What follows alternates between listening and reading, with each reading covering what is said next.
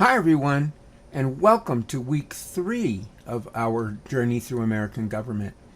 You know, the chapter we're going through right now, as your author alludes to at the beginning of his video, is basically one of the more mundane subjects that we study. It's a very basic and important underlining of our system of government in the United States, and that's federalism, which is the sharing of power between state and federal governments. But a good number of the issues that we seem to be facing right now, from COVID and mask mandates and vaccine mandates to federal replies and state replies to national emergencies, like the hurricane that we just had in New Orleans that went on up into New York, all the way up the East Coast, and flooded New York and the East Coast region. All of those things deal with federalism. So again, federalism is that sharing of power, at least ideally, between state and local governments and the national government. But in reality, the sharing part of federalism is kind of new. It's not really what the Founding Fathers had designed.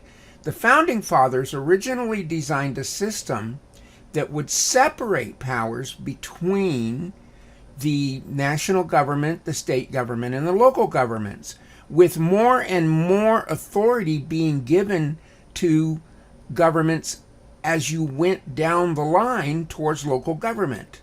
It was Tip O'Neill. He's passed away now, but Tip O'Neill once said, he was Speaker of the House, he said, all politics is local. And when we get into the local politics section towards the end of this course, you're going to see that. But right now, we're in the middle of a tremendous number of issues over federalism. For instance, can the federal government mandate vaccines?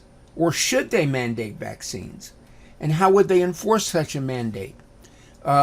States, Texas for one, 16 states have implemented governmental decrees, usually through the governor, that have said that it is illegal in the state to to require masks or to require vaccines. And this is where the issue comes in really closely. Usually Republicans, and I'm talking about the big R Republicans, usually they want to push all governmental matters down to local issues. But in the case of vaccines and masks, what they've been doing is, instead, when a city says, we've got a problem, we want to mandate a mask, the governor says, no, you can't. EPCC, El Paso Community College, just got into this issue because at first they weren't going to mandate masks, and then they did mandate masks, and now the guidance just came out last week, and this is the first week of September here. The guidance just came out last week that because El Paso Community College is a state agency, they are required to follow the governor's mandate. So we've got a county mandate that said masks are required in all indoor areas, and we have a state mandate that says you can't mandate masks.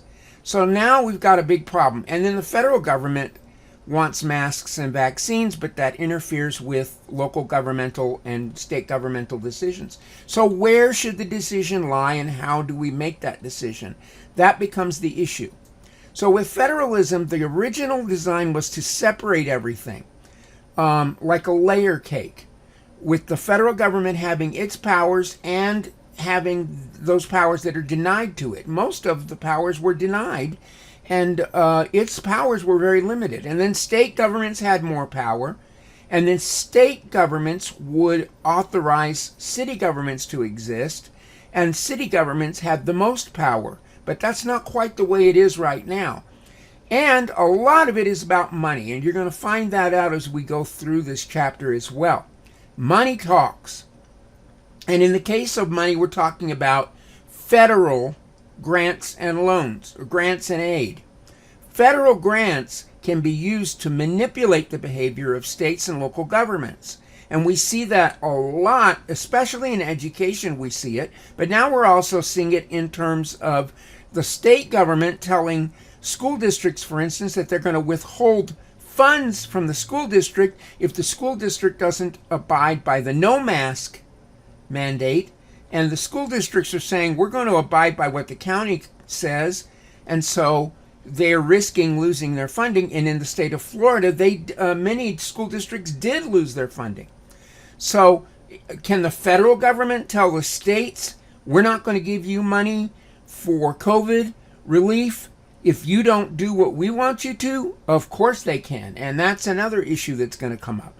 So what I want you to look at is, as you see policies implemented, especially look at COVID, look at masks, look at vaccines, look at school districts.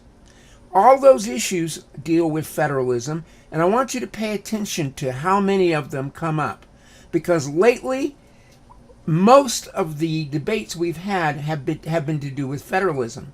And again, as your authors note, federalism is usually the most boring topic to learn. Not anymore, because everything revolves around federalism.